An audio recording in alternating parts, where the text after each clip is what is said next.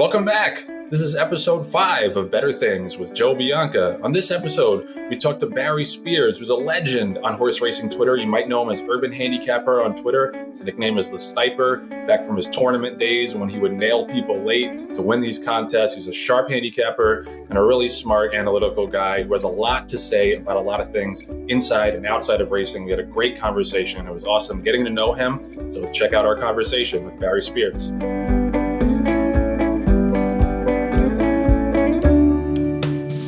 So thrilled to welcome this next guest to our 5th episode of the show. You may know him as the Sniper. You may know him as Urban Handicapper. You may know him as a celebrity on racing Twitter and a kick-ass tournament player. Barry Spears, welcome to the show.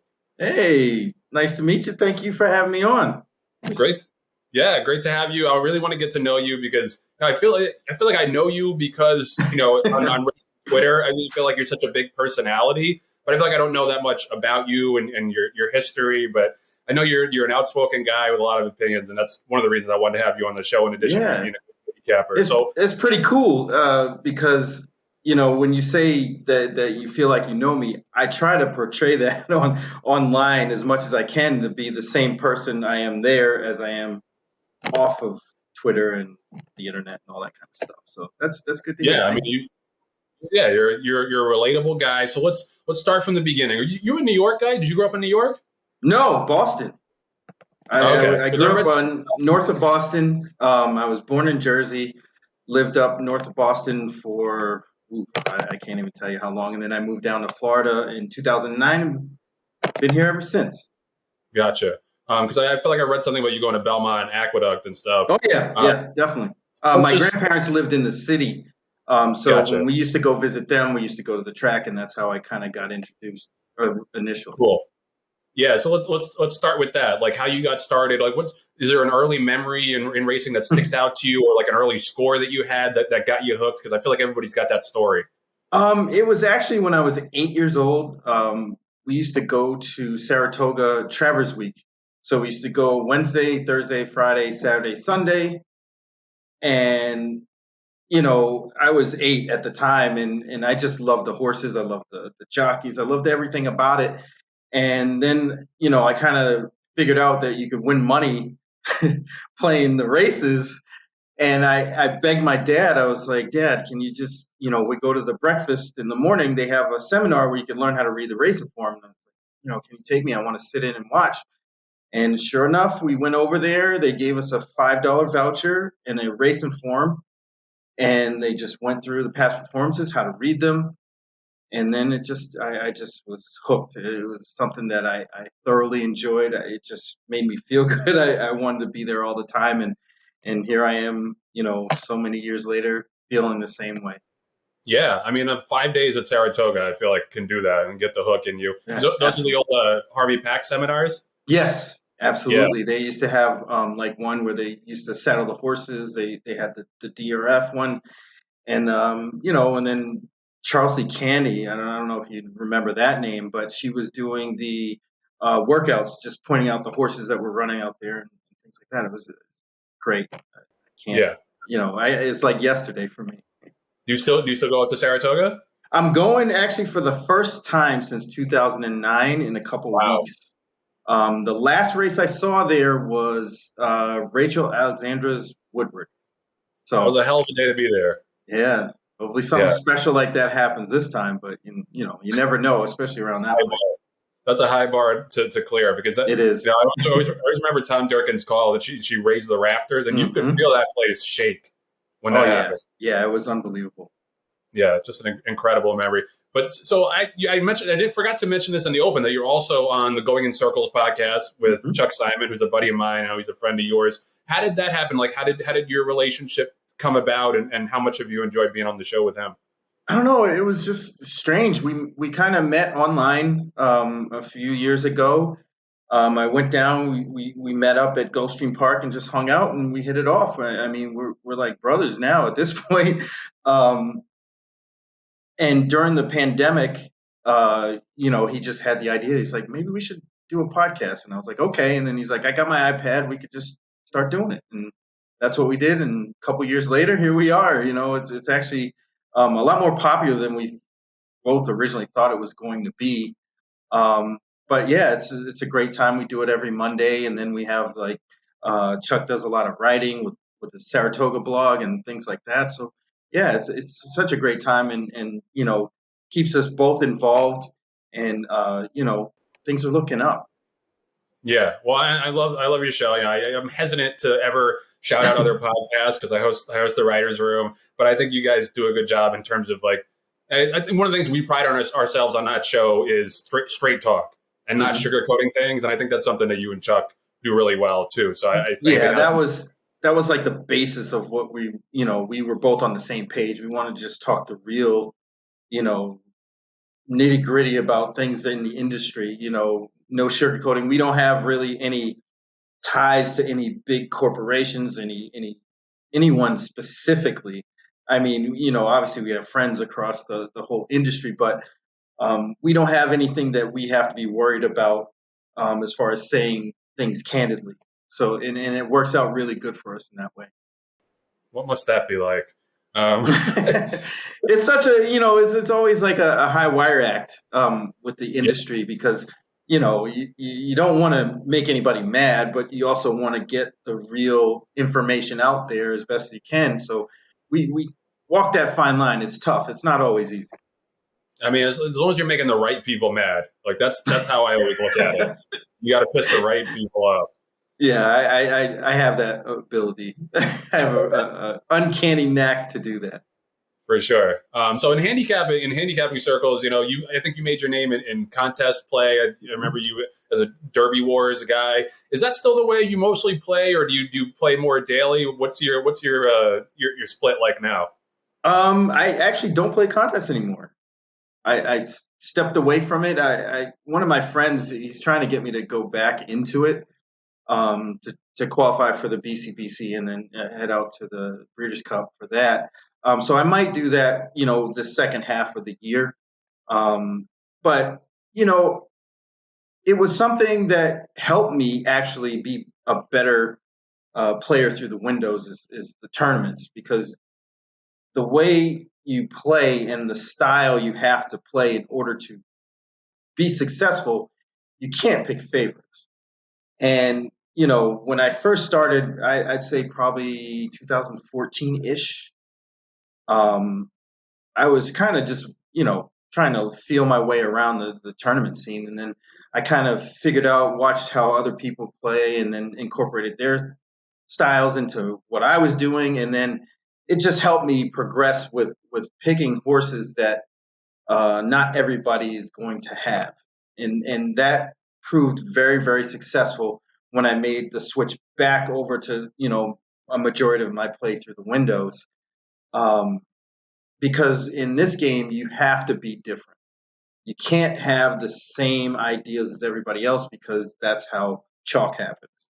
And I say that all the time, but being just zigging when everybody else is zagging is real big because that's how you win those big multi-race bets.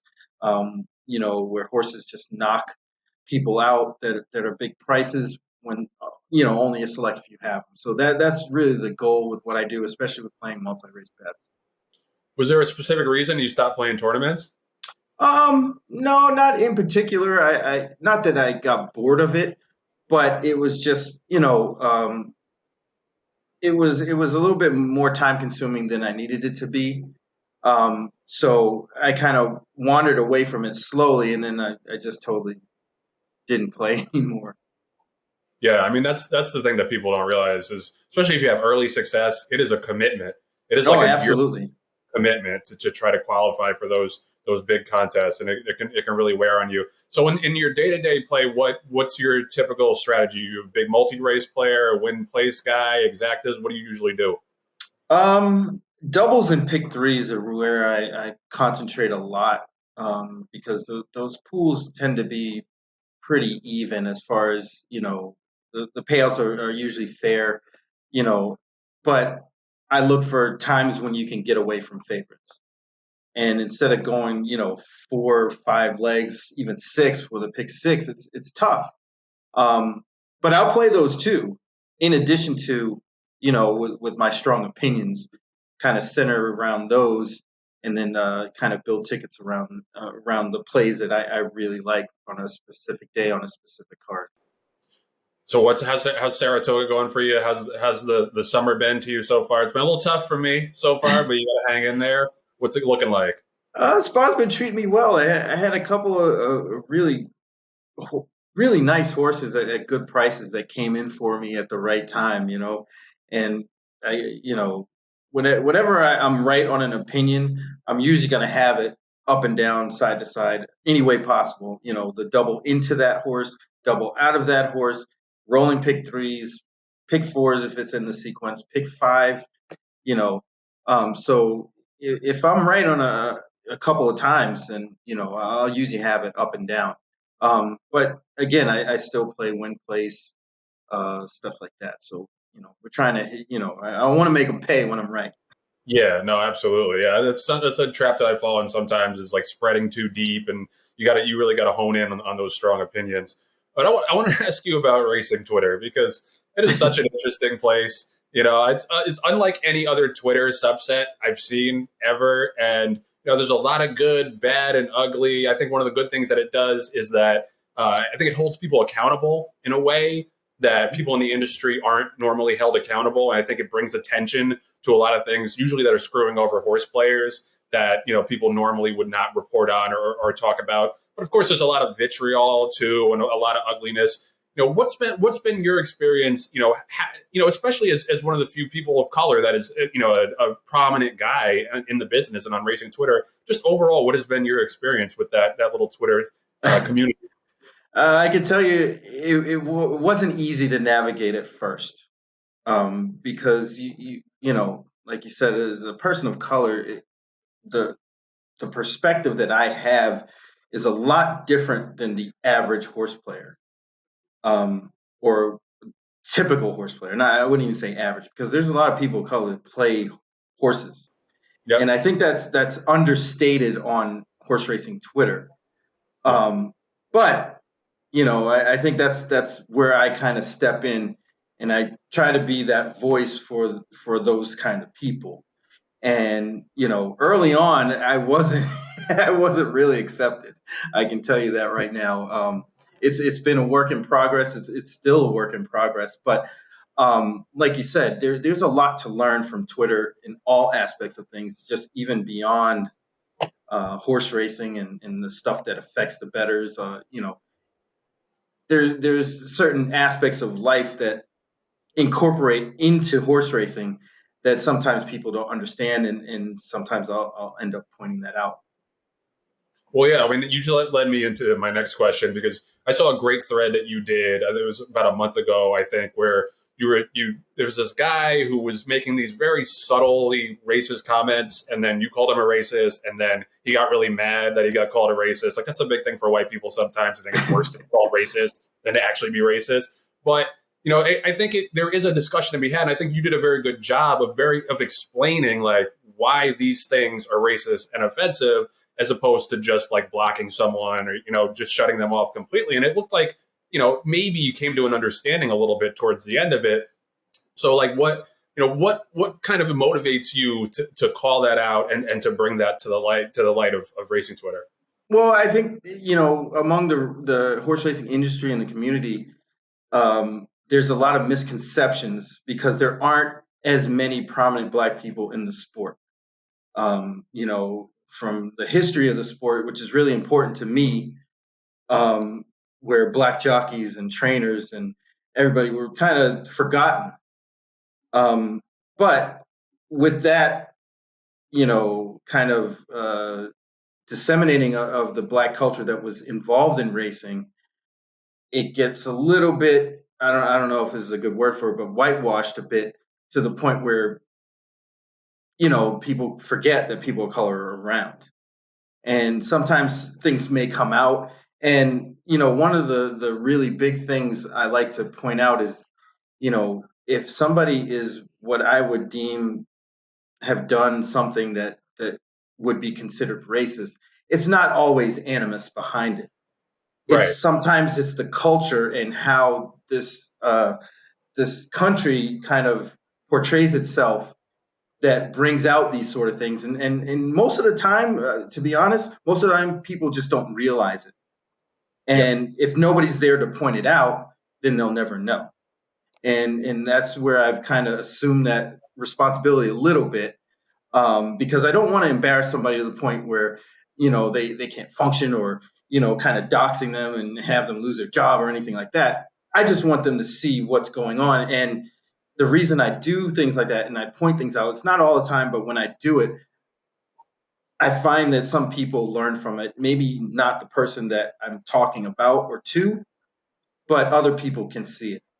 I've done things on Twitter, like there was a segment I used to do every once in a while, like once a month, called Ask a Black Dude, where anybody that follows me or sees it can just ask me something that they may have been afraid to say to their black friend or anybody, just to understand the culture, and I'm all for it. So, it's more about education than it is about trying to make somebody look bad.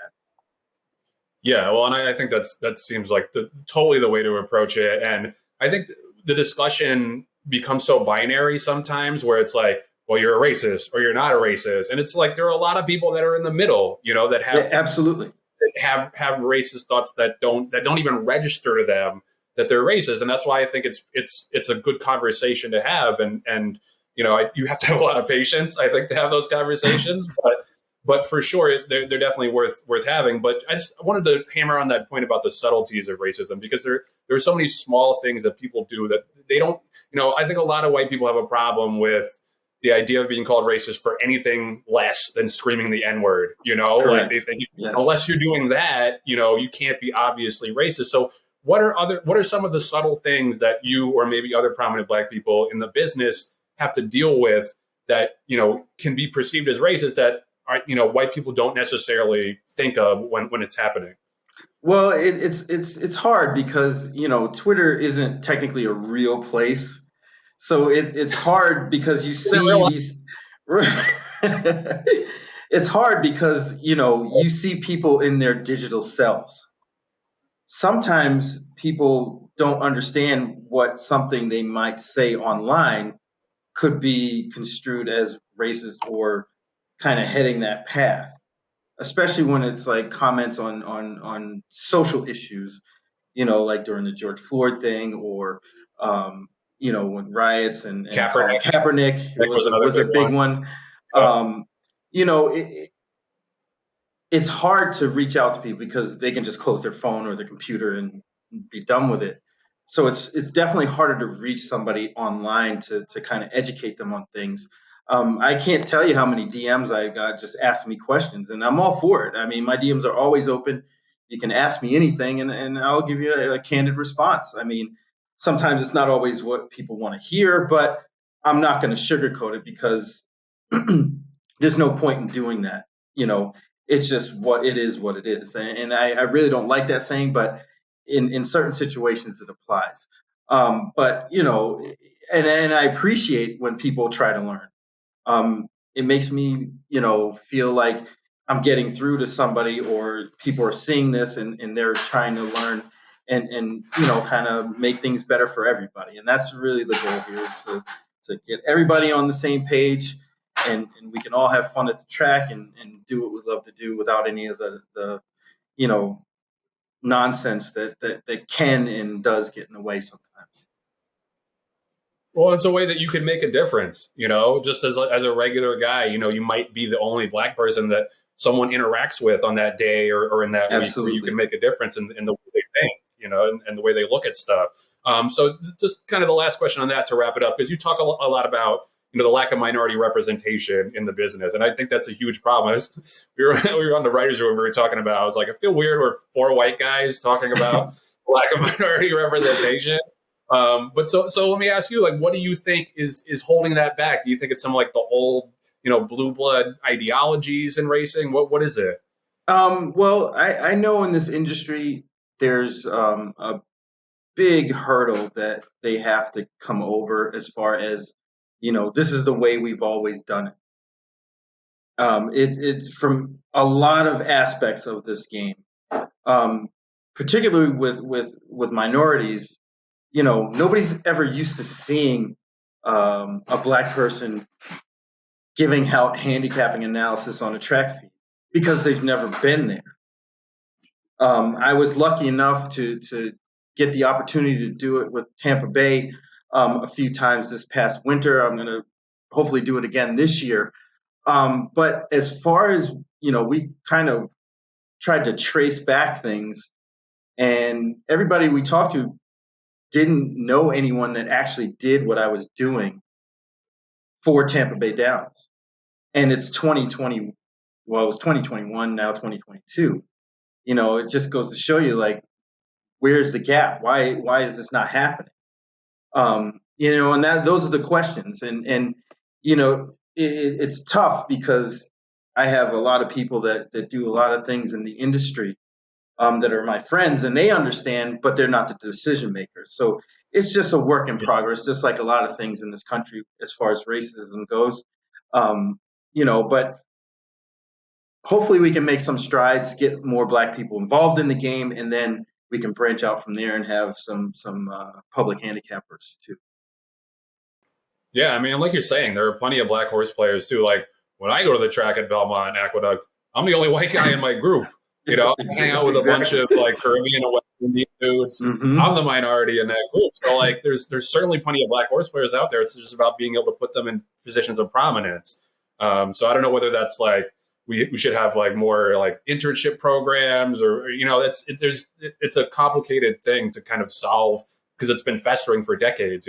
Exactly, and I guess at least from my perspective, it's just about opportunity. Like I got the opportunity to be on TVG, and working with them, and hopefully that can progress into something more because we don't really have too many people in this industry, if any, other than like grooms, assistant trainers, people behind the scenes that are of color that are doing good things, but nobody ever sees it. And especially on the handicapping side, that's where I take pride in what I do. And that's my forte. So when I don't see anybody of color doing anything, it makes you wonder and think. But I've been making strides behind the scenes, talking to people, networking, stuff like that. So maybe we can make progress. Awesome. Yeah, I mean that would be great. I wanted to ask you about this. I was reading about you, and you said you wanted to be a jockey until you grew out of it, and then you became a basketball player. What was your basketball career like? Oh yeah, I can't complain. I played overseas for a little while after college. I obviously played in high school. Went to Virginia Union, played with Ben Wallace for a couple years. I had my first daughter when I was in college, so I transferred up to Merrimack College, which is up in north of Boston, a Division II school. Played there. Ended up going overseas for a couple years. Bounced around there. England, Ireland, Australia, and just once I figured out that I wasn't going to make it in the NBA, I was like, well, time to do something else. And, then my attention turned to racing, and this is where I am. I love it. I can't complain. It's actually probably more my thing than the actual basketball, though it's funny enough. Yeah, I mean, it definitely worked out for you. You got a soft landing place here in racing, or maybe not soft, but a successful place here in racing. Do you still ball? No. I'm too old for that. Yeah, I'm a bad knee and stuff like that. So, I kind of hung it up and leave it. Maybe my daughter will pick it up and run with it. Gotcha. How about watching basketball or betting on basketball? Oh, yeah. You've gotten into sports betting at all? No, people ask me that all the time, and I really haven't gotten into sports betting. I will kind of foray into DFS, like fantasy football. I tried a little bit of that last season. I think I'm going to do some more this year, but it's tough, man. Sports betting is tough. I mean, I guess if I was going to do something like that, I'd do basketball or mostly NBA. But it's tough because one thing can happen the wrong way and it just ruins everything. Well, and you have to have such volume, to make money. Like unless you, inevitably, unless you like improbably cash some 12-team parlay, you got to keep betting and betting and betting and betting just to grind a little bit of a profit. Yeah. Yeah, it's tough. It's tougher than racing in that regard because you're getting better odds in racing a lot of times. The way I play, I'm not going for chalk, so I concede those small payouts all the time that somebody who may be a sports bettor would love. Yeah. So it's just a different sort of mentality. Yeah, well, I was talking to Nick Tamaro on this show a couple of episodes ago, and he was saying like there would be this huge upset in the NFL, and everyone would be like, "Wow, that team was plus 450 at Circa or whatever." He Right, was like, "Plus 450? Like you're really getting that excited about that? Like I could find you right. better than No that." odds there, especially with a team that probably shouldn't have won. Probably should be like 20-1. Yeah, like But that will yeah, win the game 10% of the time, maybe. Yeah, it's like you said, it's a definite grind.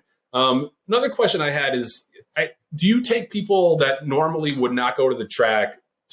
Like, if you introduce people into the business, because that's always a hard thing for me. Because I have friends that ask me like, oh, I want to go out to because they know I'm in the business and that I'm passionate about, it, and they ask me like, I want to go out to the track with you, and I'm like, do you really? Like, because I'm gonna try to take you over and over and over again. Like once right. you go I'm going. Yeah, so what's funny is I was just this past weekend. I gave a few of my old teammates some winners. One of them lives in Jersey near Monmouth, and the other guy lives in Tampa. So I see him whenever I go out there. But yeah, I kind of was talking about it when we were in school, and they, at the time when I transferred to Merrimack, which is in Boston, north of Boston, Rockingham Park wasn't too far away, so we venture up there and make some bets, and I try to introduce them to the sport, and they picked it up. So a lot of my Facebook friends are always curious because I'm putting up pictures of horses and me at the track with my family and so on, and they're like, that looks like fun, and then I kind of give them the lowdown on how things work, and then they eventually try it. So yeah, I mean, I'm very passionate about bringing people in the sport, especially people of color, because again, that's an area that's lacking a little bit. Um, I have a cousin that went to the races last year. She lives 20 minutes from Saratoga and really never went. And wow. and and I got her to go, and she ended up getting goggles from Jose Lascano, and yeah, she loves it, and she's making it a thing. So she's going every year now. So you know, you never know where you can make a fan, and I'm always on the lookout because I mean, I'm sure but a lot of other people might not. But horse racing's everywhere. Whether it's an owner, somebody like Mike Rapoli used to do Vitamin Water. He's in the business. Like, oh yeah, and I pointed out to my wife and my family all the time. I was like, oh well, that person owns a bunch of horses. You know that? And I was like, no, no. It's like, oh, it's a big thing, and then it just escalates from there, and it's all positive. It's definitely true. Like when we were watching the Stanley Cup final, and Eric Johnson was like That's celebrating. I'm like, right. that guy's been on our show a couple of times. So yeah, you'd be surprised. I think most people would be surprised where owners pop up and where horse bettors pop up throughout the rest of sports and the rest of society. So I totally agree with that. The only thing I tell people is like, it's not for people who have a short attention span. I No. mean, it is in the fact that the race itself is short, but in terms of handicapping, it's not something that you just want to do like that. It's something that's going to require a lot of work and a lot of studying to be successful at it. And I think that is the snag for a lot of people is it's nice to go out to the track for a day, bet a couple winners, have a couple of drinks, but then it's hard to get them to be their own handicappers, at least in my experience. Yeah, I'm sure it's easier the younger you get people involved because they have that time. I mean, even with Yeah. me, as much or as long as I've been doing, been involved with horse racing, it took me a long time to get decent at this game. And the challenge for me, it's intellectual. So it's the puzzle. It's putting all that together, and then seeing everything kind of come together in the plan that you had in your head on how the race was going to be run, who's going to be where, and then the outcome, and then you get paid off. I mean, there's really nothing better than that. Hmm. As far as I'm concerned, I'm sure you probably agree, but once you get that taste, I think people really, really tend to get involved more. And Yeah. that's hard because you get people that go to the track and they may hit a couple of $2 bets, And they're like, it was fun, but get Yeah. somebody to win a couple hundred or a couple $1,000, and then you're like, hey, there's something to this, and it's tough, but it may constitute them coming out more than once. Yep, for sure. All right, last question, because I have been dying to have a hip hop head on one of my shows. Like That's what's up. Bill, my co-host on the Writers Room, doesn't even know who The Weeknd is, so you can kind of extrapolate from that what I'm dealing with. I saw you post a video of Jay-Z's "Where I'm From," which I had never seen the video before. I love that song. Obviously, I'm from Brooklyn. I had never seen that before. But like, who did you grow up on? And then part B of that question is, do you mess with any of the new rappers? Because I really don't. But let's hear what you got to say. Oh man, jeez. I mean, honestly, I can remember my older sister, bought a cassette tape. I'm dating myself right now. Cassette tape of Run DMC and Roxanne Shante way back in the days, like when the beginning of rap. But Run DMC was always one of my favorites. Public Enemy, Chuck D, who actually follows me on Twitter. I was like Wow. starstruck when he followed me. Man, it's just I love it all. In racing, so it makes sense. The power. Yeah. Actually, he kind of retweeted something I had that was talking about how come we don't have music videos with horse racing in it. How come there's not many black people? He's actually asking the same sort of questions that we were asking. And I kind of went back and forth with him really briefly. But yeah, it was really cool to see that people notice. But I mean, as far as rap goes, man, I love it all. I mean, I like the new people. I like 21 Savage. I like all of them. It's all good. It's all creative to me, and I really identify with that kind of creativity on any kind of level. I know things. It's like when people talk about the NBA, the 90s were the best, and this, that, and the other. For me, same thing with the NBA. They don't get worse over time.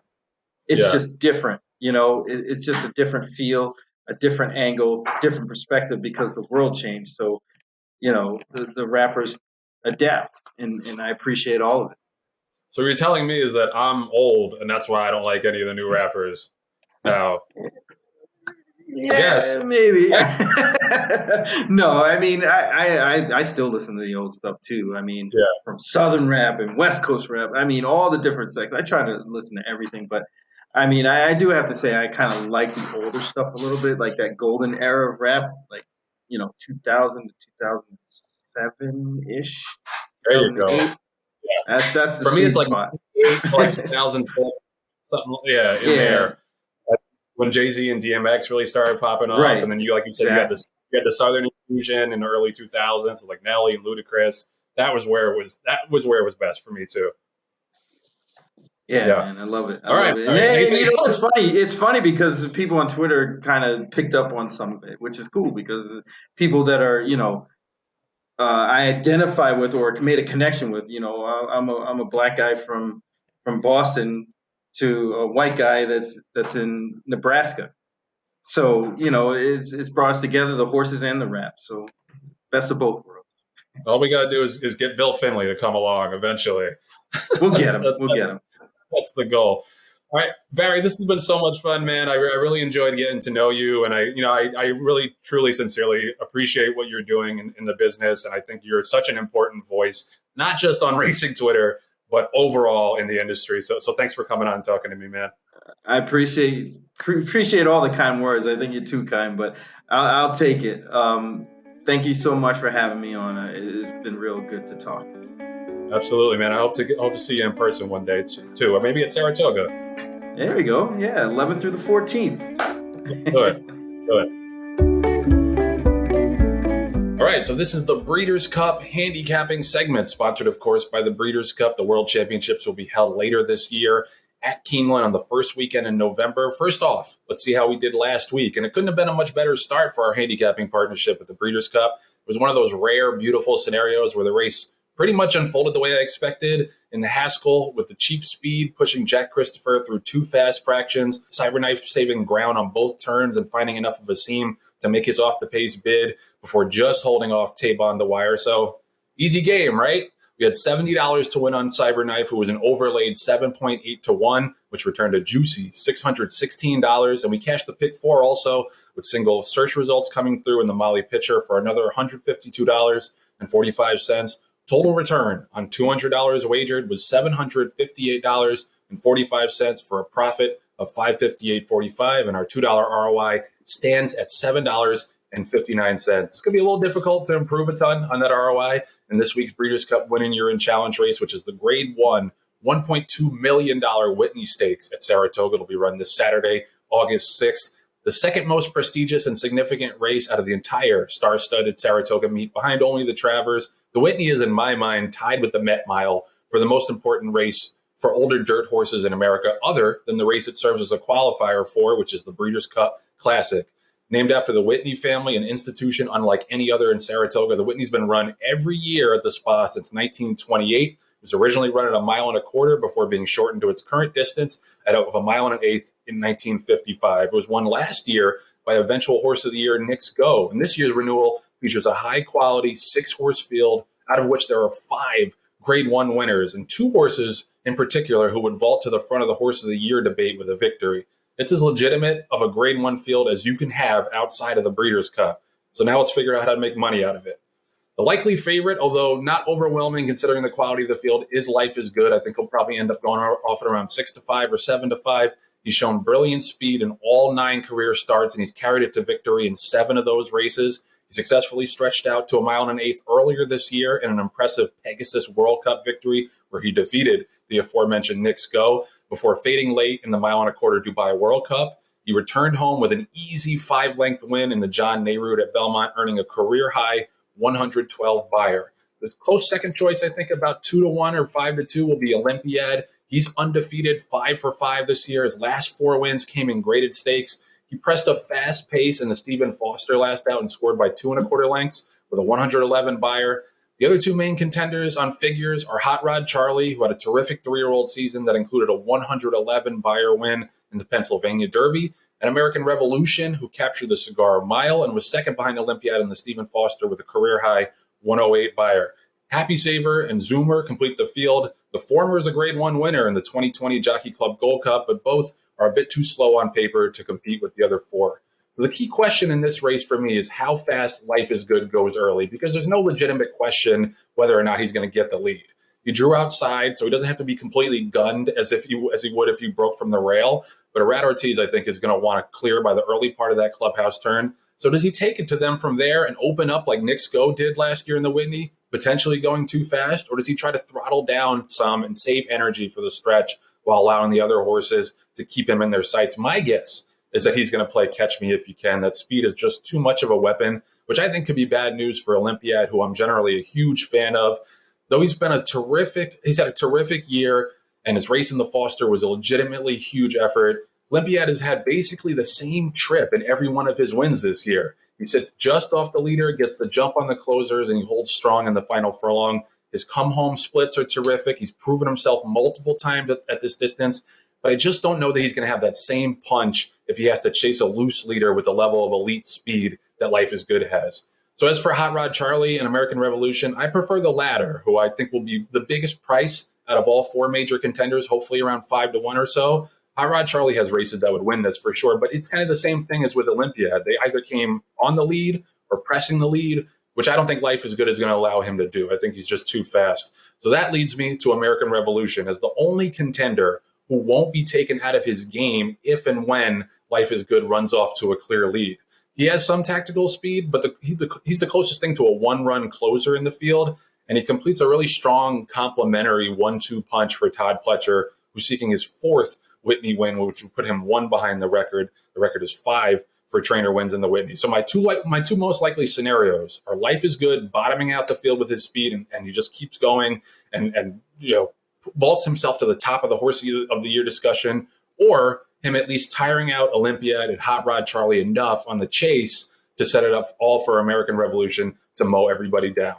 So I'm going to invest a little less this week, as I don't think the favorites are as vulnerable as I did in the Haskell. Also not going to do a pick 4 or pick 5 because it looks a little bit chalky, and I don't want to give out a $30 pick 4 for 50 cents. So I'm taking my shot with American Revolution. What I hope is in the 5-1 range We're going to go with $100 total. We're going to go $50 to win on number 1, American Revolution, a $30 exacta, number 6, Life is Good, over number 1, American Revolution. We'll do a $10 try, number 6, Life is Good, with number 2, Hot Rod Charlie, and number 4, Olympiad, with number 1, American Revolution. So that's a total of $100. Good luck if you're following along. Why wouldn't you if you got a piece of cyberknife last week? All right, so that's it for this week's edition of Better Things with Joe Bianca. I want to thank the Breeders' Cup for their sponsorship. Hopefully you can make a little bit more money this week, building on that first strong week of that partnership. I also want to thank Barry Spears for coming on and talking to me. It was a great conversation. Can't wait to meet up with him in person at Saratoga. It's great getting to know these guys, these handicappers that you might see on Twitter or you might have heard about winning contests, but you don't necessarily know them as people. That's what this show is really about, getting to know all of these people who were just so sharp and interesting and have so many different backgrounds. So it was great to talk to Barry. So thanks to him for coming on. I also want to thank Patty Wolf, our producer, and our editors, Anthony LaRocca, Leah LaRocca, and Nathan Wilkinson. Thank you so much for watching. See you next time on Better Things with Joe Bianca.